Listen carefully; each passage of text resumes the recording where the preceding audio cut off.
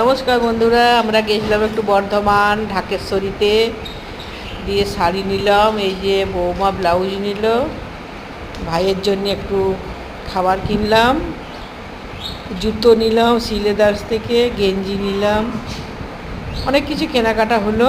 দিয়ে আইসক্রিম খেয়ে বাড়ি এলাম। এসে এই রান্না বান্না হলো।